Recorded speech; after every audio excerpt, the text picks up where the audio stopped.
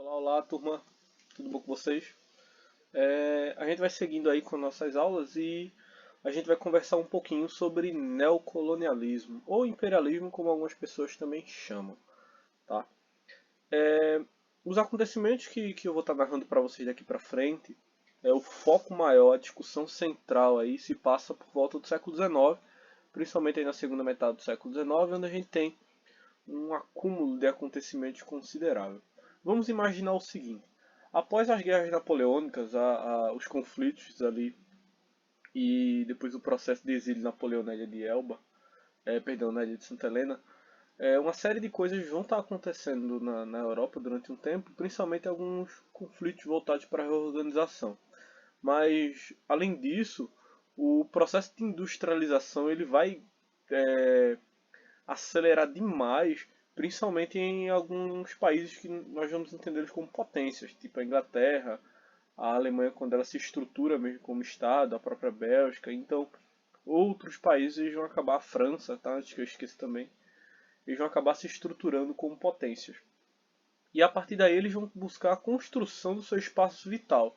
Que esse é um argumento muito importante para a gente entender essa ideia do imperialismo. Porque esses países que vão estar buscando essa sua expansão, eles argumentam a partir dessa noção de espaço vital. Mas antes da gente, que necessariamente seria uma expansão do seu território e maiores domínios. Mas antes da gente entender todo esse processo, eu acho necessário a gente ver uma coisinha aqui muito básica. Eu não vou nem me prolongar nisso porque essa é uma temática que custaria é, aulas inteiras aí para vocês entenderem, tá? E aqui eu vou tentar dar uma resumida. Por quê? É, os principais países que vão estar envolvidos nesse processo agora do neocolonialismo, quanto depois na Primeira Guerra Mundial, sem sombra de dúvidas é a Alemanha e a Itália. Só que ambos desses dois países aí, eles não existiam até o período napoleônico ali, tá? Quanto nações unificadas. Existiam sim territórios mais separados, com seus conflitos. No caso da Alemanha, ali no século XIX, né, o que nós tínhamos eram os reinos da Prússia e territórios da Áustria, que cada qual formavam ali, como posso falar para vocês, é, que em outras palavras, além desses dois, eles tinham vários principados e ducados separados, cada qual com sua maneira de agir, de se organizar politicamente. Então, não existia uma coisa só. O que existia era uma confederação germânica, né, que foi criada no Congresso de Viena e que compunha vários desses ducados e principados ali envoltos. E esses principados eles meio que se dividiam em dois blocos ali, um com o reino da Prússia e outro com o Império Austríaco, com a Áustria, né? Mas enfim. No caso da Prússia, nós temos dois nomes importantes, sem sombra de dúvidas, Guilherme I e Otto von Bismarck, que são as principais figuras aí desse período, que vão começar a pensar a unificação desses ducados.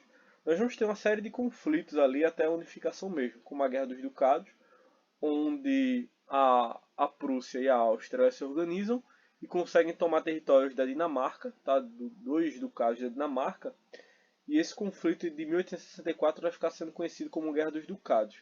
Depois de um tempo a Prússia passa a perna na Áustria, consegue pegar de volta um desses ducados aí, e para isso a gente vai ter outro conflito que é a chamada Guerra Austro-Prussiana. A Prússia só ganha porque ela consegue umas alianças com a França, mas depois ela passa a perna na França ali, e a gente tem a Guerra Franco-Prussiana que vai de 1870 até 1871. E nesse conflito a gente tem a conquista da região da Alsácia e da Lorena, que vão ser anexados à Alemanha que surge com esses processos aí de conflito, tá? A gente tem umas tabelinhas aí.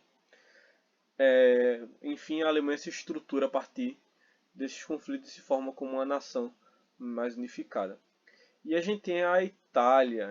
Aqui o caso da Itália não é tão diferente, né? Onde nós tínhamos vários territórios totalmente fragmentados e depois de vários conflitos e várias divergências ideológicas, porque existiam grupos que queriam uma monarquia, outros grupos defendiam a estruturação do republicanismo, enfim, depois de vários e vários debates e divergências ideológicas, a gente tem a formação ali de um império unificado, né? Ou melhor, de um território unificado, construindo assim a Itália. Mas aí a gente tem várias questões de territórios que pertenciam à França, são pegos de volta, territórios que o Império Austro-Húngaro dominava e depois foram recuperados, né? E esses nomes são importantes a gente lembrar. O Conde de Cavour, Giuseppe Garibaldi e Giuseppe Mazzini, ambos vão ser figuras importantes, em alguns momentos até fazendo oposição uns aos outros, mas que vão compor essa parte. Tem um caso aí ainda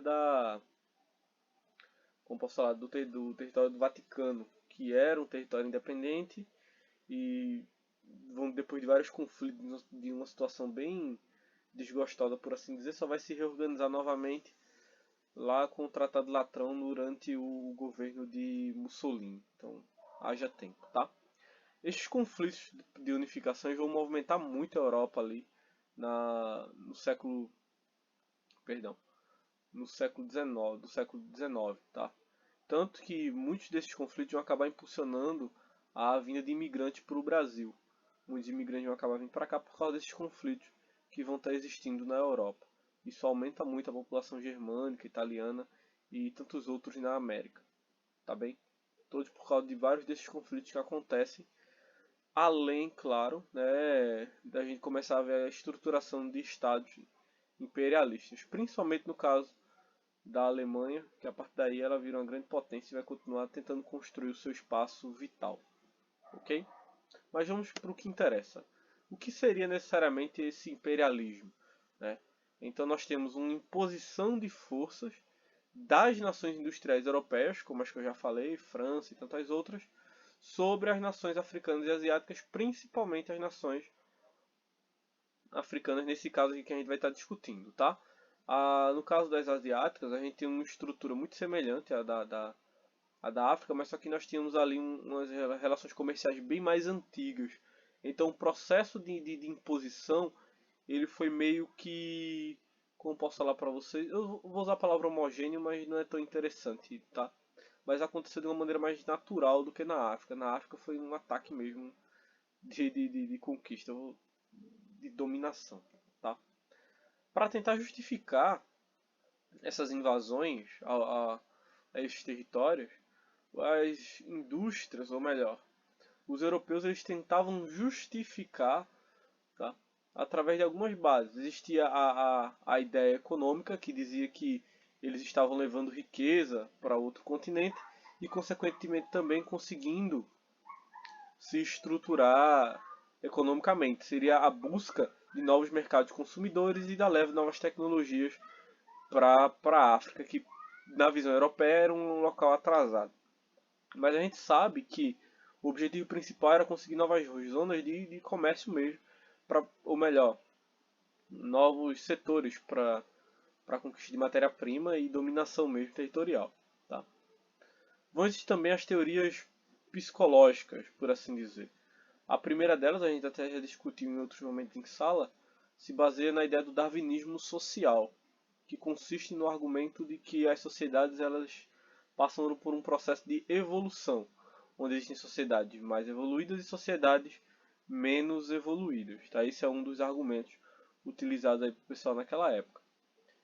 Isso, consequentemente, traz um padrão, porque na visão do europeu, o ápice dessa evolução é a evolução da sociedade europeia, ou é o patamar da sociedade europeia, industrializada, urbanizada e tudo diferente daquilo. Para o europeu estava atrasado, mostrava-se não ter evoluído. Claro que isso é uma visão da época, baseando-se nas ideias de Charles Darwin da evolução das espécies e que foi mal adaptada para o pensamento social. Tá? Então, por isso, eles tentavam justificar que eles estariam levando esse desenvolvimento para ajudar na evolução das nações africanas. Era um argumento que eles tentavam usar para justificar esse processo aí de dominação. Existia também acho que a questão cristã, porque se dizia que os povos africanos eram pagãos e estavam com a alma condenada, então se deveria levar a fé católica para esses povos através da cultura europeia. Então a imposição cultural dos produtos europeus e da vida europeia, juntamente com a religiosidade, auxiliaria no desenvolvimento social desses povos também. E tem a ideia atávica mesmo. Atavismo é um termo que geralmente a gente usa para definir uma ideia de instinto. Então esse atavismo social diz respeito à noção humana de que do instinto humano conquistar, dominar, sabe?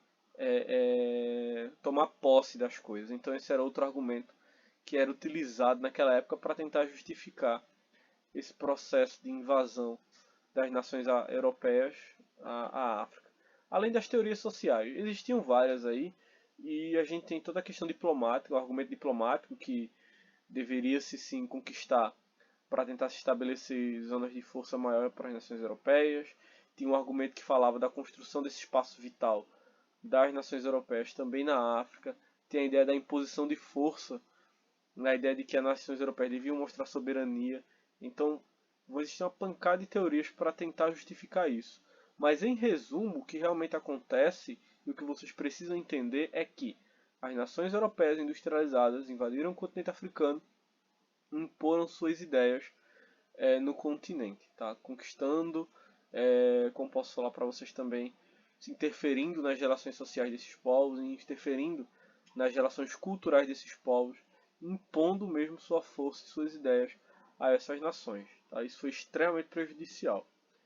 E todo esse processo de invasão ele acaba culminando na Conferência de Berlim de 1884.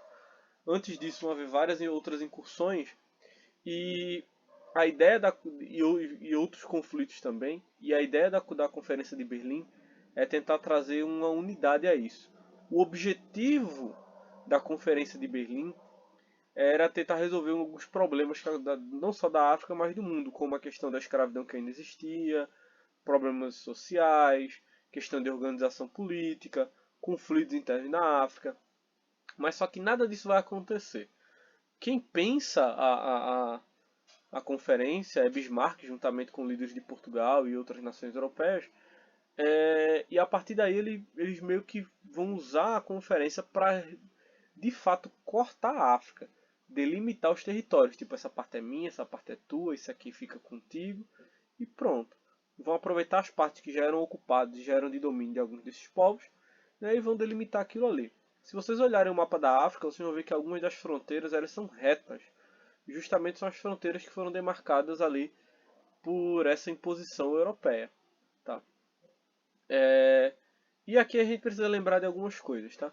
Todo o processo que a gente está discutindo aqui de conquista da África, ele vai ser possível inclusive, isso vai ser possível inclusive por conta de muitas nações africanas que divergiam entre si politicamente e ideologicamente, por exemplo, e religiosamente também. Existia um caso mesmo em Ruanda de duas tribos que eram rivais e na elas acabaram ficando unificadas, que é o caso dos Hutus e dos Tutsis. Tem até um filme sobre isso chamado Tios em Ruanda, que acaba culminando num massacre no século XX ali de Hutus em Ruanda. Vale a pena vocês darem uma conferida. E esses conflitos eles vão se espalhar pela África, porque vão existir vários outros grupos rivais que vão começar a guerrear entre si dentro do continente. E isso facilita a imposição europeia, porque os europeus vão aproveitar esses conflitos para vender armas que eles vão estar construindo nessa industrialização europeia. Então, meio que o processo de unificação, de partilha da África, ele meio que vai servir de vitrine para demonstrar muitas das armas que estavam sendo produzidas na Europa, como a Maxim, que era uma metralhadora, uma das primeiras metralhadoras criadas na época, alguns projetos de tanque também. Muitos vão fazer suas estreias nesses conflitos que vão ter na África, tá? Porque, de forma geral, o processo de partilha ele fez uma bagunça total no continente. Além do processo de imposição, ele fez com que muitos povos e nações ficassem uns contra os outros, causando assim inúmeros problemas para essas sociedades, ok? Espero que vocês tenham gostado. Aproveitem seus dias, tá? E durante essa semana a gente vai discutindo isso mais profundamente. Até mais, valeu!